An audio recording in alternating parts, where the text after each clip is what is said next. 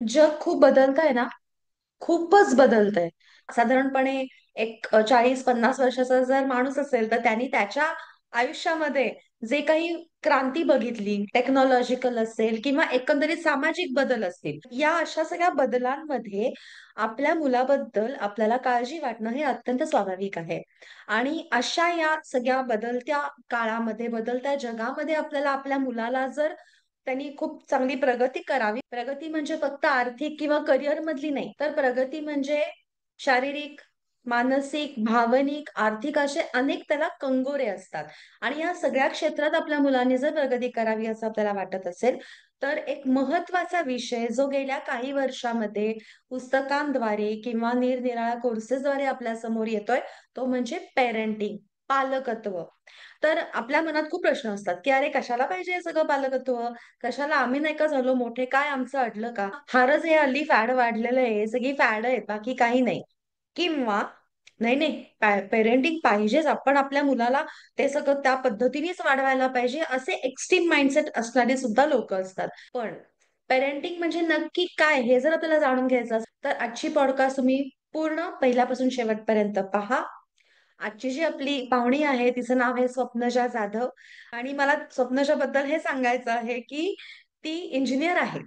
आणि तिने एमई ही डिग्री केलेली आहे, मास्टर्स ऑफ इंजिनिअरिंग केलेलं आहे. खूप वर्ष तिने कॉलेजमध्ये काम केलेलं आहे. ती शिकवत होती कॉलेजमध्ये, इंजिनिअरिंग कॉलेजमध्ये. आणि ते तिने सोडून तिने असा निर्णय घेतला की मला माझं फील्ड चेंज करायचंय. आणि काळाची पावलं तिने ओळखली आणि तिने सायकोलॉजी या विषयामध्ये एम ए केलं. आणि आता ती पूर्ण वेळ काउन्सिलिंगचे सेशन्स घेते. पेरेंटिंग हा तिची स्पेशलायझेशन आहे. खूप छान ती बोललेली आहे या पॉडकास्टमध्ये. तर तुम्ही ही पॉडकास्ट पहिल्यापासून शेवटपर्यंत पूर्ण ऐका. भेटूया स्वप्नजाला. नमस्कार, तुमचं माझ्या यूट्यूब चॅनलमध्ये खूप खूप स्वागत आहे.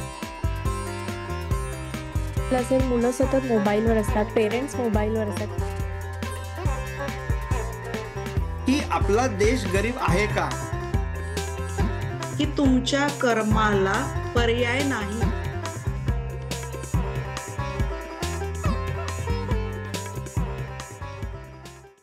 हाय Swapnaja. Hello. Welcome to my channel.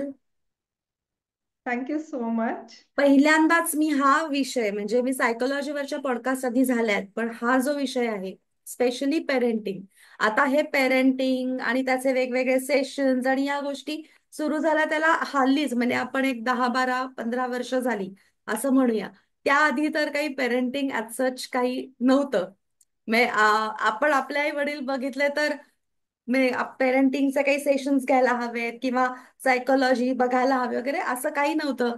पण कुठं काही अडलं नाही असा एक लोकांचा, अशी एक धारणा असते की त्याला कशाला पाहिजे हे सगळं किंवा काय. तर तू काय सांगशील आणि पेरेंटिंग या शब्दाची तू काय व्याख्या करशील?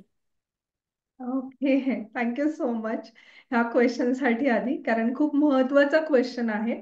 कारण पेरेंटिंग हा विषय आला की लगेच लोकांना असं वाटतं की याची काय आवश्यकता आहे, आम्ही नाही का मोठे झालो. कारण मग आम्ही तरी एवढ्या मोठ्या हुद्द्यावरती काम करतोय किंवा आम्हाला सक्सेस मिळालाय, फायनान्शियली आम्ही बरोबर. स्टेबल आहोत, आमची मुलं पुढे जात आहेत, तर ह्या सगळ्या गोष्टी होत आहेत. तर मग आम्ही कुठे पेरेंटिंग शिकलो नाहीये, तर आता पेरेंटिंगची मग आत्ताच हे नवीन काय फॅड आहे, का गरज आहे असं वाटतं. पण असं का गरज आहे? कारण हा विषय तसं पाहिलं तर खूप दुर्लक्षित राहिलेला आहे. मला असं वाटतं की लाईफचे 5 प्लेन आहेत. 5 प्लेन आपण जे म्हणतो की 5 अंग आहेत आयुष्याचे: फिजिकल, मेंटल, सोशल, फायनान्शियल आणि स्पिरिच्युअल. तर मला असं वाटतं की त्याच्यामध्ये अजून एक गोष्ट ऍड करायला पाहिजे, ती म्हणजे पेरेंटल. कारण हा एक खूप महत्वपूर्ण आयाम आहे जो दुर्लक्षित राहिलेला आहे. पण तसं पाहिलं तर आपल्या सगळ्यांच्याच सुखाची व्याख्या किंवा आपण जे म्हणतो एंड रिझल्ट, तो तिथेच येऊन थांबतो. जसं की मी सांगेल की मी जेव्हा माझ्या आजीला, माझ्या पणजीला किंवा माझ्या आजोबांना, त्या लोकांना बोलताना ऐकायचे किंवा माझ्या आई वडिलांना, तेव्हा त्यांच्या जनरली किंवा सोसायटीमध्ये तुम्ही कुठेही जा, जनरली चर्चा असतात की काय मग काय सुरू आहे सध्या. आणि मग मुलं आहेत का, मुलं किती हम्म. आहेत, मुलं हम्म. काय करतात. आणि मग तिथं प्रश्न आला की मग मुलं जर व्यवस्थित आहेत, ते जर सॅटिस्फॅक्टरी एक जमलेलं आहे आपल्याला करणं, तर मग आपल्याला असं वाटतं की येस, मी सॅटिस्फाईड आहे, माझं लाईफ परिपूर्ण आहे. अगदी अदरवाईज बरोबर. तुम्ही फिजिकली कितीही पुढे गेला आहात, म्हणजे तुम्ही अगदी शरीर फिट याच्यावरती आहे. काम केलेलं हम्म. आहे की हम्म. फिजिकली फिट आहात, मेंटली तुम्ही स्ट्रॉंग आहात, फायनान्शियली अबंडंट आहात, पण तुमचं मुलांचं आणि तुमचं नातं छान नाहीये, कुठेतरी ते बॉन्ड मिसिंग आहे. तर बरोबर. मग तो मिसिंग ऑलवेज राहतो, आणि हे मी हम्म. लहानपणापासून पाहत आली आहे की तो कुठेतरी आहे, प्रत्येकाच्या मनामध्ये आहे की माझ्या मुलाबरोबर माझं नातं हे खूप बेस्ट असायला पाहिजे, हम्म. असं वाटतं. पण ते नसतं असं मी हम्म. खूपदा पाहिलं.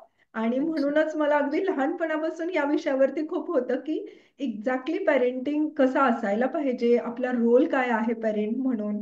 आणि त्या विषयावरती म्हणून फोकसची आवश्यकता मला वाटते, आणि म्हणून 6वा प्लेन आपण करूयात, किंवा मी म्हणते की मी तो ऍड करते माझ्या सेशन्स मध्ये, की पेरेंटल ह्या गोष्टीवरती अच्छा. तुम्ही अच्छा. लक्ष द्यायची गरज कोणकोणती आहे. 5-6 आता ती 6 झाली, कोणकोणती 6 अंग म्हणालीस तू? फिजिकल, हा. मेंटल, हम्म. सोशल, हम्म. Economical, spiritual and parental. Okay. अच्छा. 6वा पेरेंटल आहे, जसं की ओके. शारीरिक, मानसिक, सामाजिक, आर्थिक, आर्थिक आणि आध्यात्मिक आणि पालकत्व, ही ओके. गोष्ट. अच्छा. आणि म्हणून तू या क्षेत्राकडे वळायचं ठरवलंस, कारण तुझं जे काही आधीचं शिक्षण आहे, तू इंजिनियर आहेस आणि तू येस, येस. शिकवतही होतीस, आणि मग तू सायकोलॉजी या विषयाकडे कशी काय वळलीस? म्हणजे तुला काय गरज वाटली की हे आपल्याला करायला पाहिजे असं? तर जसं की मी ME कम्प्युटर केलंय, मी एक 12 वर्ष टीचिंग प्रोफेशन मध्ये होते, असिस्टंट प्रोफेसर होते इथे पुणे युनिव्हर्सिटीमध्येच, इंजिनिअरिंग कॉलेजमध्ये. माझा वेल सेटल जॉब होता, एव्हरीथिंग लाईक UGC सिलेक्शन आणि सगळं सेट होतं, जे आपण म्हणतो की चांगली ग्रोथ होतीये किंवा बॅकग्राऊंड छान आहे, आता ह्या जॉबला जाणार नाहीये, हा म्हणजे सिक्युअर पोझिशन होती आणि आय बरोबर. Was senior. तर ग्रोथ पण खूप होती, मी हेड ऑफ द डिपार्टमेंट म्हणून पण काम केलं कम्प्युटर इंजिनिअरिंग डिपार्टमेंटमध्ये. सो मला ते सोडायचं रिझन असं होतं की ऑलवेज एक मिसिंग काहीतरी नेहमी वाटत राहायचं. मुलांशी ज्यावेळी मी बोलायचे, तिथे ग्रोथ होत होती, मी पुढे जात होते, माझे प्रमोशन होत होते, एव्हरीथिंग वॉज गुड, पण मला असं वाटायचं की काहीतरी चुकतंय. तर काहीतरी चुकतंय असं मला कधी वाटायचं, जेव्हा मी पाहायचे माझे विद्यार्थी ऍडिक्शन मध्ये जात आहेत, किंवा मग अफेअर्स असतात, मग डिप्रेशन येतं, मग कोणीतरी सुसाईड करतं, हम्म. किंवा मग कोणीतरी मध्येच कॉलेज सोडतं. मुलांच्या अपेक्षा वेगळ्या असतात, पेरेंट्सच्या वेगळ्या असतात. मग कधी कधी काउन्सिलिंग किंवा टीचर्सना भेटायला जेव्हा पेरेंट्स यायचे, मग तेव्हा ते कळकळीने खूप सांगायचे की आम्ही अशा वातावरणातून याला पुढे आणलंय आणि ह्याला समजतच नाहीये. तर मग मला खूप दुःख व्हायचं या गोष्टीचं की काय करता येईल. कधी कधी मुलांची बाजू पण बरोबर असायची आणि पेरेंटल फोर्स खूप असायचा. कधी कधी मुलांना त्या फील्डमध्ये यायचंच नव्हतं, पण फोर्सफुली त्यांना घातलेलं आहे. कधी कधी ते वाटा चुकलेले आहेत, हम्म. ऍडिक्शनकडे गेले आहेत, मित्रांची संगत वाईट. मग मी स्वतःवरती खूप विचार करायचे की मी पण अशीच आले, मिडल क्लास फॅमिली मधून आले आणि गावातून आले, मराठी माध्यमातून आले, पण मला अशी कोणती गोष्ट माहीत होती जी ह्या जनरेशनला माहीत नाहीये, म्हणून हे हम्म. सगळं चुकतंय. किंवा माझ्या पालकांना अशी कोणती गोष्ट माहीत होती, ज्या वेळेला मी बॅलन्स थोडासा हरवल्यासारखा वाटला किंवा मला तिथे गरज होती, तेव्हा त्यांची काय मॅच्युरिटी होती, काय त्यांनी मला असं दिलं हा. ज्याच्यामुळे मी स्टेबली पुढे ग्रो करू शकले. तर हम्म. याचा मी खूप डीप मध्ये विचार करत राहायचे, आणि मग मला असं वाटायचं की काहीतरी आपल्याला करायला पाहिजे. मुलांशी मी बोलायचे, पालकांशी तेव्हाही बोलायचे मी. मग मी असं काही दिवसांनी असं ठरवलं की आपण 8, 9, 10च्या मुलांसाठी असं काहीतरी घ्यायला पाहिजे, जिथे आपण व्हॅल्यू एज्युकेशन किंवा बर. आपण आपली एक इनर, जे म्हणतो की माझी इनर स्टॅबिलिटी हा. किंवा इनर वर्क जिथे आपण करतो, कॅरेक्टर बिल्डिंग वरती काम करतो, हम्म. तर आपण असं काही या मुलांना देऊ शकतो का. मग मी काही कोर्सेसचा तेव्हाही विचार केला. पण माझ्या असं लक्षात आलं की त्यावेळेला मुलांची एक आयडेंटिटी बनलेली असते, आणि तेव्हा त्यांचा सगळा फोकस किंवा पालकांचा पण फोकस हा करिअरवरती असतो. त्याच्यावर त्यांना असतं. तेव्हा व्हॅल्यूवरती काम करायची गरज ना मुलांना वाटते ना पालकांना वाटते. त्यांना असं वाटतं की आता करिअर सेट व्हायला पाहिजे. बरोबर. सो मग तिथे आपण काहीच नाही करू शकत हे माझ्या लक्षात आलं. मग म्हटलं अजून लहान गटाला आपण लहान काही करू. मुलांकडे. हम्म. म्हणजे म्हणून जे मग मी अगदी लहान डेव्हलपिंग डेव्हलपिंग एज हा असतं जिथे. येस. हम्म. मग मला वाटलं की तिथे आपण एक 4थी, 5वी, 6वीच्या मुलांना काहीतरी करू शकतो. मग तिथे मी मुलांशी बोलूनही पाहिलं, काही वर्कशॉप पण घेऊन पाहिले. तर मला असं वाटलं की तिथे काम होत आहे, हम्म. पण अजूनही बेस लेवलला काम व्हायची गरज आहे. कारण काही संस्कार, काही गोष्टी ह्या त्या घराण्यातूनच येतात. ते कल्चर असतं किंवा हम्म. माझ्याकडे इथे 7 दिवस, 5 दिवस वर्कशॉपला मुलं आली, तरी सुद्धा बाकीचे 300 दिवस ती त्या वेगळ्या वातावरणात आहेत. करेक्ट तर करेक्ट मला बरोबर. तिथे जाऊन काहीतरी काम करायला पाहिजे. मग असं बॅक बॅक मी विचार करत आले, तर माझ्या लक्षात आलं की नाही, मग हा सुरुवात जी आहे ना, हम्म. ती पेरेंटिंग पासून, म्हणजे हे कपल्सनी सुरुवात करायची गोष्ट आहे. आणि ती अगदी गर्भावस्थेच्या आधी पण, म्हणजे मी कन्सिव्ह होण्याच्या आधी काम करायची गोष्ट आहे. हम्म. हम्म. मग मी त्याच्यावरती अजून रिसर्च करायला सुरुवात केली, अजून काम करायला सुरुवात केली. आणि मग मी अशा पद्धतीने या फील्डकडे या वळले. फील्डमध्ये आलीस. आणि मी जर मगाशी जे तुला विचारलं की व्याख्या, म्हणजे अगदी थोडक्यात सांगायचं म्हणजे की पेरेंटिंग म्हणजे काय, पालकत्व म्हणजे काय, तर तू काय सांगशील? पालकत्व म्हणजे काय? मला असं वाटतं की पालकत्व खरं तर असं फक्त मुलांचं असं नसतं. असं मी म्हणेल की मला मूल आहे हम्म. म्हणून मी पालक व्हायला पाहिजे.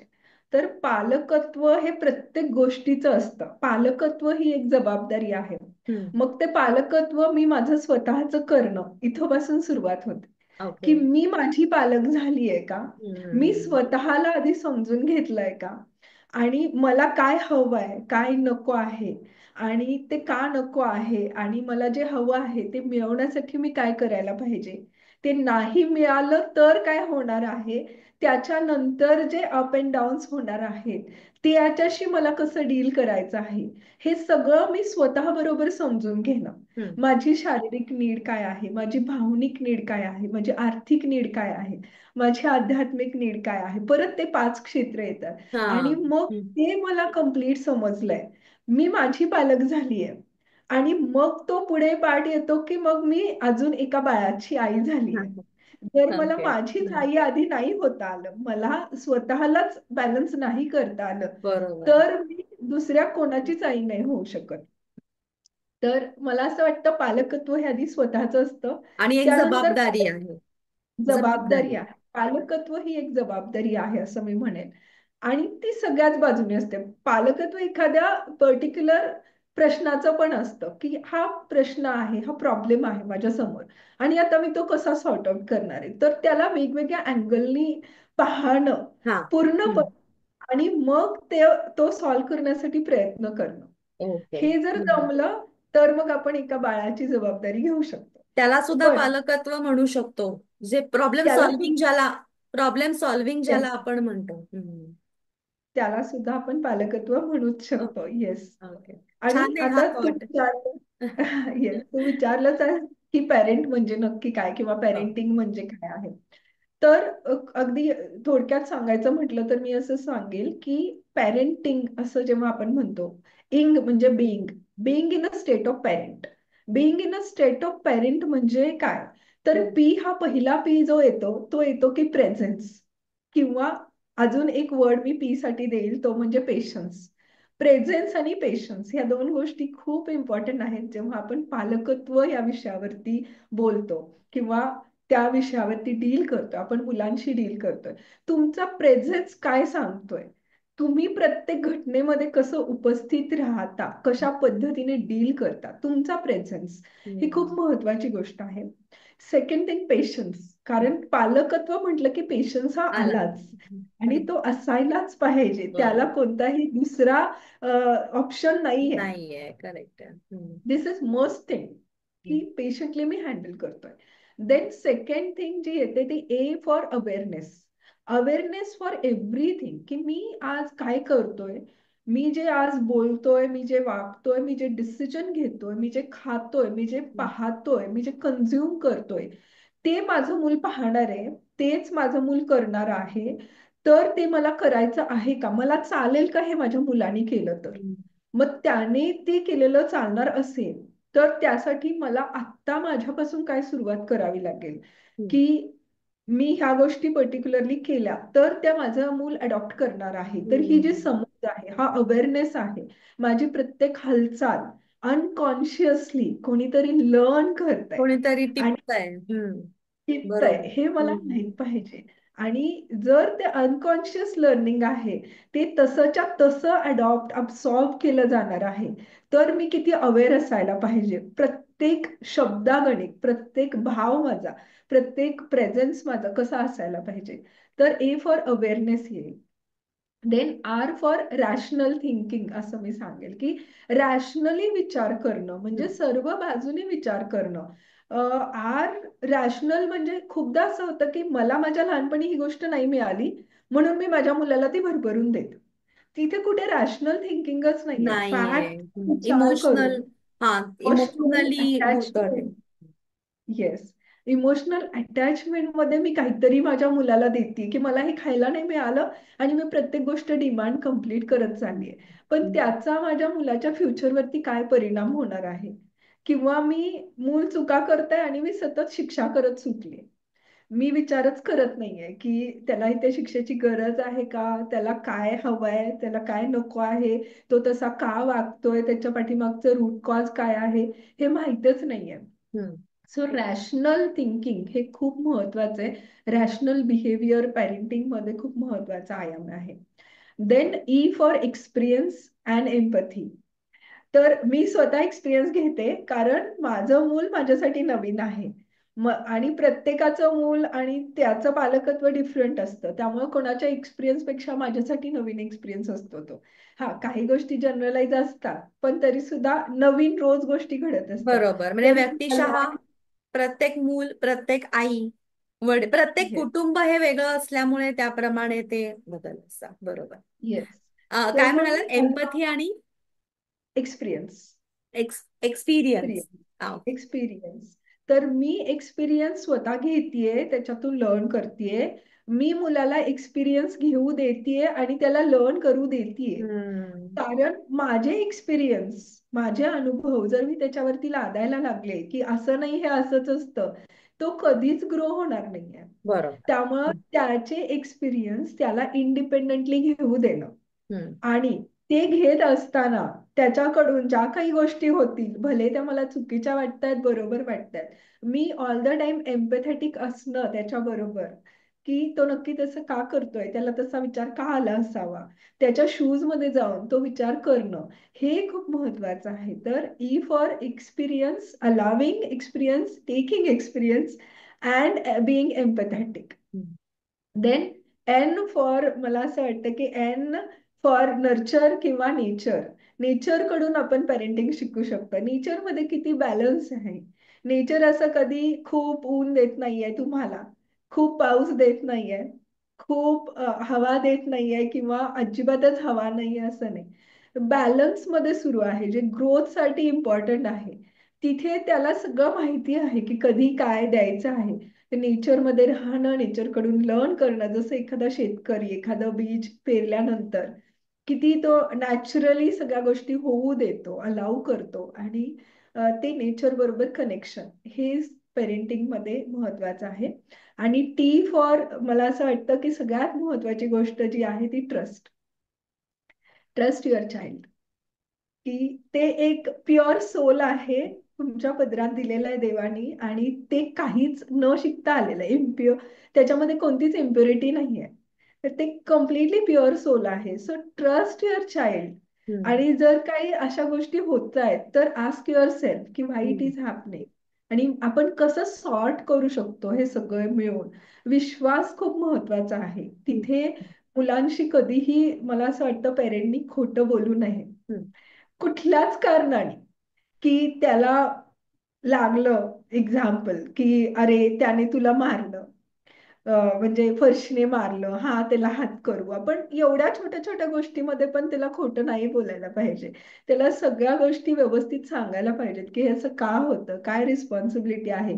किंवा मी कुठेतरी बाहेर गेलो, मला खावं लागलं एखाद्या डिनर पार्टीला, मला नव्हतं मुलाला घेऊन जाता आलं, पण मी खाऊन आलो. तर खूपदा पेरेंट हे गोष्टी लपवून ठेवतात मुलांशी की नको मग तो मला दुसरं काहीतरी मागेल. हम्म, हम्म. वाय सो ना, म्हणजे तुम्ही ट्रस्ट बिल्ड नाही करत आहे. हेच जर तुमच्या मुलांनी केलं उद्या, त्याने काहीतरी बाहेर जाऊन करून आला, खाऊन आला, कोणाला भेटून आला, काहीतरी मूवी पाहून आला आणि तुम्हाला नाही सांगितलं, तुम्हाला चालणार आहे का? मग जी गोष्ट तुम्हाला चालत नाहीये ती गोष्ट तुम्ही मुलांच्याशी का करताय ना.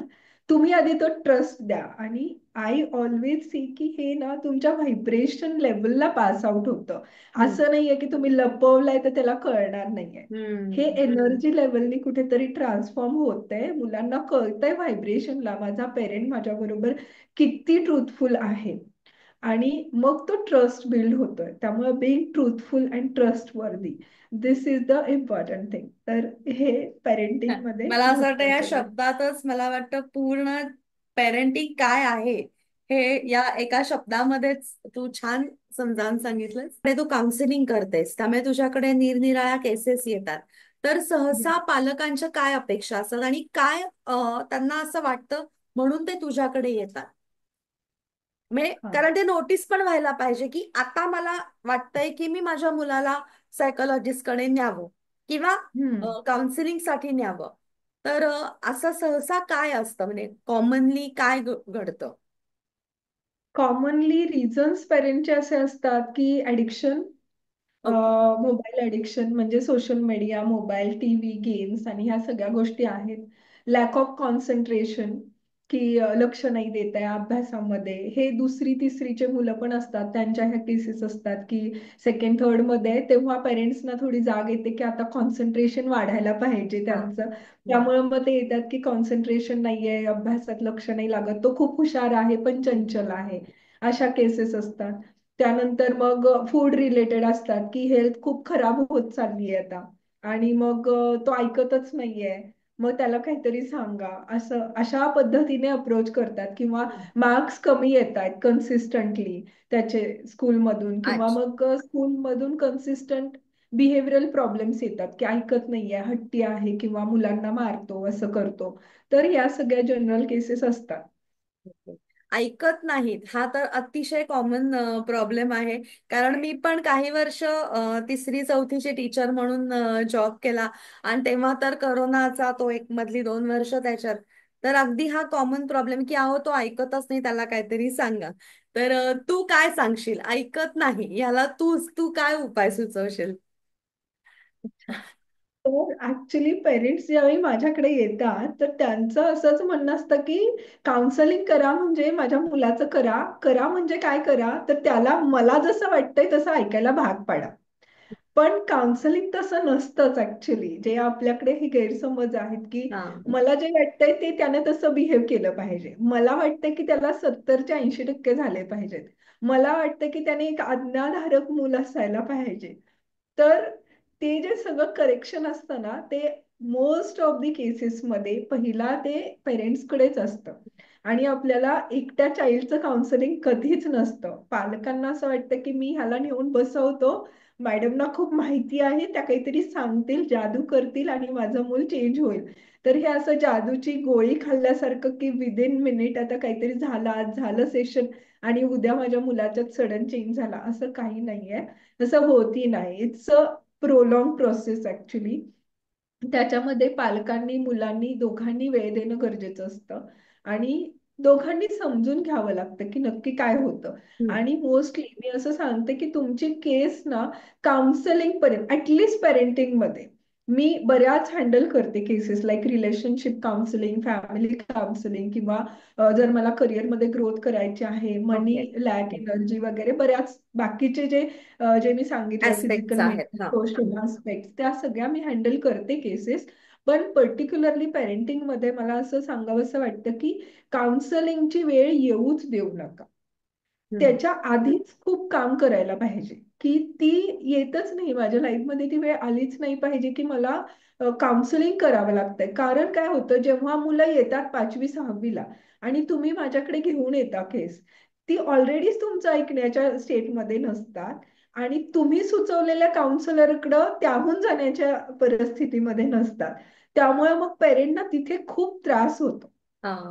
हो. आणि मग ही गोष्ट सगळ्याच पेरेंटना माहित पाहिजे. आता हे माहित करून घ्यायला पाहिजे की माझ्या मुलाचं एज जर 10 आहे एक्झाम्पल, आता माझा मुलगा 10 वर्षाचा आहे, तर बिईंग अ अवेअर पेरेंट मला ही गोष्ट माहित पाहिजे की 15व्या वर्षी 14व्या वर्षी जनरल काय काय प्रॉब्लेम्स येतात सोसायटीमध्ये, आजकाल काय इश्यूज आहेत मुलांचे, आणि ते यायला नको म्हणून मी आत्ताच 10व्या वर्षीपासून काय तयारी करू. हे हम्म. जर पालकांनी केलं ना तर खूप सहजपणे आपण हे जर्नी पुढे घेऊन जाऊ शकतो आणि हम्म. एन्जॉय करू शकतो हे. हम्म. तू काय सांगशील, पेरेंट्सचा रोल काय असायला हवा पेरेंटिंग मध्ये? पॅरेंटिंग मध्ये जसं मगाशी सांगितलं की प्रेझेन्स इम्पॉर्टंट आहे हम्म. आणि अवेअरनेस इम्पॉर्टंट आहे, की मला हे माहित पाहिजे. आता मी पेरेंट होणार आहे एक्झाम्पल, तर मला हे माहित पाहिजे की काय काय चॅलेंजेस असतात जनरली, मुलाच्या रिलेटेड काय काय गोष्टी असतात हे मला माहिती करून घ्यायला पाहिजे. मग ते बर्थ पासून, मग ते त्याचं मालिश असू दे, त्याचं फिजिकल डेव्हलपमेंट असू दे, हम्म. त्याला काय फूड लागणार आहे ते असू दे, मुलाचं माइंड कसं पुढे डेव्हलप होत जातं, इमोशनल स्टॅबिलिटीसाठी मी काय करायला पाहिजे, बिहेवियरल पॅटर्न्स काय असायला पाहिजे, ही सगळी पेरेंटची जबाबदारी आहे. आणि तो खूप ते आधी सुरुवात होतं, जसं मी म्हटलं तसं, की ते धारण गर्भात होण्याच्या आधी असतानाच, पण सुरू गर्भावस्थेत. होतं. हम्म. गर्भात असताना म्हणण्यापेक्षा कन्सीव्ह होण्याच्या आधी, आधीच. गर्भधारणा हम्म. होण्याच्या आधीच माझी ती तयारी आहे. आणि हम्म. ती जेव्हा मी तयारी करून उतरते ना, त्यावेळेला आय एन्जॉय दॅट जर्नी. मग ती हम्म. आपण एन्जॉय करतो, मुलंही एन्जॉय करतात आणि मग आपण खऱ्या अर्थाने फॅमिली म्हणून छान आयुष्य जगतो. हा. आणि बरोबर. तेच तर आपला अल्टिमेट गोल आहे ना, की मला छान आयुष्य जगायचं आहे. आणि त्यातला पेरेंटिंग हा खूप महत्वाचा अस्पेक्ट आहे. हम्म. कारण एकदा लग्न झालं की पहिले 1 2 वर्ष असतात, कपल्स एकमेकांसाठी काहीतरी करतात, की चला मी हे वॉच घेतलं, मी हे बरोबर. गोष्ट घेतली, मी गिफ्ट केलं. पण एकदा तुम्हाला मूल झालं, तुमचा सगळा फोकस, तुम्ही बाहेर गेलात शॉपिंगला की काय असतो, हे माझ्या मुलीला मुलांचे, छान हो, होईल, बरोबर. हे माझ्या अगदी. मुलाला छान होईल, हा कोर्स मी माझ्या मुलाला देईल, हे खेळणं मी माझ्या मुलासाठी करेल. तुमचं शॉपिंग पासून सगळं डायरेक्शनच चेंज होते. बरोबर. जी आतापर्यंत तुमच्या पार्टनर पर्यंत होती, त्याच्या आधी पेरेंट्स कडे होती तुमच्या, ते हे इतकं चेंज होतं हम्म. झपाट्याने, की तिथून पुढचं पूर्ण आयुष्य अगदी शेवटच्या श्वासापर्यंत तुम्ही त्या मुलांवरतीच फोकस असता. अगदी अगदी बरोबर. हम्म. आणि तरीही तो तुम्ही इतका दुर्लक्षित का केलाय विषय, हम्म. हम्म. असं मला खूप वाटतं, की ती हम्म. दुर्लक्षित करण्यासारखी गोष्टच नाहीये. खूप तुम्ही महत्वाचा जगताय आहे. हम्म. Every day, every time, every minute, every moment. असा कोणीच पेरेंट ह्या जगामध्ये नाहीये की त्याच्या बॅक ऑफ द माइंड त्याचं मूल नाही. करेक्ट त्या करेक्ट, मुलाला अगदी तुम्ही बरोबर. कॅरी करताय एव्हरी डे. येस. येस. आणि मग त्याच्यासाठी तुम्हाला ते इन्व्हेस्ट करायलाच पाहिजे. Time, money, you need to learn. आता तू सांगितलंस की पेरेंटिंग सुरू कधी होतं. आता मी तुला असं म्हणेन की हे पेरेंटिंग संपतं कधी? म्हणजे हा रोल जो आहे पेरेंट्सचा, हा कधी, म्हणजे कधीपर्यंत तो चालू राहतो? मला असं वाटतं की खरं तर हा रोल अगदी शेवटच्या श्वासापर्यंतच चालतो आपला, कारण आपण पेरेंट असतोच. आणि शेवटपर्यंत आपण आपल्या मुलांच्या भल्याचा विचार करत असतो, त्यांच्या लाईफमध्ये बेस्ट मिळावं, आपल्या सगळ्या गरजा, आपल्या सगळ्या इच्छा मागे पडतात जेव्हा एक मूल बरोबर. आपल्या आयुष्यामध्ये येतं. आणि मग ते अगदी शेवटपर्यंत आपण निभावून नेतो. पण तरी सुद्धा मी असं म्हणेल, म्हणजे पेरेंटिंग म्हणजे काही अगदी वाहून नेणं नाहीये की हम्म. तुमचं सगळं सोडा आणि त्या मुलाच्या मागे मागे पळा, असंही नाहीये. बरोबर. तर एक अंडरस्टँडिंग की हे मला सगळे छोट्या छोट्या गोष्टी माहिती आहेत, अस्पेक्ट्स माहिती आहेत पेरेंटिंग मधले. एक क्षण असा येतो की मग तुमचं मूल स्वतः इंडिपेंडेंट होतं हम्म. आणि तुम्हाला जे गोष्टी हव्या आहेत ना त्या टुगेदर व्हायला लागतात, म्हणजे त्या फ्लो मध्ये होतात. हम्म. तिथे काही तुम्हाला खूप फोर्सफुली स्वतःला सगळ्या गोष्टी मुलाच्या दृष्टीनेच विचार करायला पाहिजेत आणि त्याच्यासाठीच तुम्हाला सॅक्रिफाइसेस करायचे आहेत असं होत नाही. आणि तसं राहू पण नाही असं मला वाटतं. हम्म. कारण बरोबर. जितक्या लवकर तुमचं मूल अंडरस्टँडिंग वाढेल त्याची, जितक्या लवकर ते इंडिपेंडंट होतं हम्म, तितक्या लवकर तुम्ही रिकामे होता. हम्म, मग हे पेरेंट्सनी ठरवायचंय की मला रिकामं कधी हम्म. व्हायचंय. बरोबर. पालकांना हे सांगता आलं पाहिजे की म्हणजे त्याला योग्य काय आणि अयोग्य काय याची जाणीव पालकांनी मुलांना वेळोवेळी करून देणं गरजेचं आहे. बरोबर. म्हणजे प्रेझेन्स, आपण असं म्हणूया, प्रेझेन्स आहे, अवेअरनेसही आहे, माहिती आहे की आपल्याला हे करायचंय, पण ते ऍक्च्युली करायचं कसं, म्हणजे कशी जाणीव करून द्यायची मुलांना की हे करणं योग्य आहे, हे करणं अयोग्य आहे. काय सांगशील तू? येस, खूप महत्वाचा प्रश्न आहे ऍक्च्युली. तर खरंच थँक्यू ह्या क्वेश्चनसाठी. कारण आत्ता तरी या एरामध्ये जिथे आपण जगतोय तिथे खूप चॅलेंजेस येतात. आपण किती अवेअर आहोत, आपण खूप गोष्टी सोडलेल्या आहेत, तरी सुद्धा असं होतं की जेव्हा मुलं सोसायटीमध्ये जातात, बाहेर गोष्टी लर्न करून येतात, तेव्हा त्यांना थांबवणं, त्यांना ते कळणं की माझीच फॅमिली मग वेगळी पडू शकते. म्हणजे बरोबर आहे. मी हे स्वतः पण खूप वेळेला हा विचार केला की उद्या माझा मुलगा मोठा झाला तर तो बाहेरून ह्या गोष्टी शिकून येणार आहे. त्याला वाटणार आहे हे काय ना, हे एक वेगळंच कपल आहे, हे वेगळ्या पद्धतीने जगताय. पण बाहेर तर सगळेच मुलं टीव्ही पाहतायत, बाहेर तर म्हणजे अलाउ मोबाईल करतायत. मोबाईल हा, बघतात, व्हिडिओज, हा म्हणजे सोशल मीडियावर आहेत. बरोबर. सगळ्यांनाच आहे. मग ही माझीच आई कोण वेगळी आहे ना, जी मला अलाउ करत नाहीये, किंवा आमच्या घरात असं कल्चर नाहीये, किंवा फास्ट फूड खायचं म्हटलं तर माझ्या घरी दोनदा आम्ही विचार करतो. तर हे माझ्याकडे का होतं, जिथे लोक इझिली हे सगळ्या गोष्टी मिळतात, ते प्रत्येक पार्टीला ह्याच गोष्टी एन्जॉय करतात, जंक फूड, आणि माझं घर का वेगळं आहे. तर ऑफकोर्स हे मुलं 6-7 वर्षाची आहेत तोपर्यंत तुम्ही अवेअरनेस मध्ये आहे, तुम्ही खात नाहीये, तुम्ही मोबाईल पाहत नाहीये, तर मुलांनी पण अवॉइड केलं हे होऊ शकतं. पण एकदा 8 वर्ष हम्म, क्रॉस हम्म. केली की मूल बाहेरून येऊन तुम्हाला प्रश्न विचारणार आहे. करेक्ट. त्यावेळेला पेरेंट्सनी एक ओपन डिस्कशन्स घरामध्ये व्हायला पाहिजे. तर मी जनरली नेहमी पेरेंट्सना हे सांगते की जेव्हा तुम्ही शांत रिकामा वेळ असतो तुमचा, किंवा आनंदाचा क्षण आहे आता, म्हणजे तुम्ही एन्जॉय करताय, कोणीही स्ट्रेसमध्ये नाहीये, बाहेर फिरायला गेलाय, किंवा मे बी डिनर टेबलवरती असेल की शांत शांत सगळं छान चाललंय, त्यावेळेला असे विषय घ्या आणि त्याच्यावरती चर्चा करा. आणि त्याच्यामध्ये मुलाला इन्व्हॉल्व करून घ्या, अदरवाईज नका करून घेऊ. दोघं कपल्सनी ही डिस्कशन करायला बोला, पाहिजे हा की फक्त त्याच्या अरे, समोर. हा, त्याच्या हम्म, समोर हम्म. त्याने ते ऐकलं पाहिजे की अच्छा माझे पेरेंट्स याच्यावरती बोलतायत, आणि त्याचा व्हाय त्यांना माहिती आहे. की मी आज ऑफिसमध्ये ही पार्टी होती आणि मी हे खाणं अवॉइड केलं. तर हे जर हजबंडनी येऊन घरी सांगितलं तर मग त्याच्यावरती चर्चा होऊ शकते. हम्म. अच्छा, मग का केलं, किंवा ते थोडंसं काहीतरी ऍड करू शकतो आपण.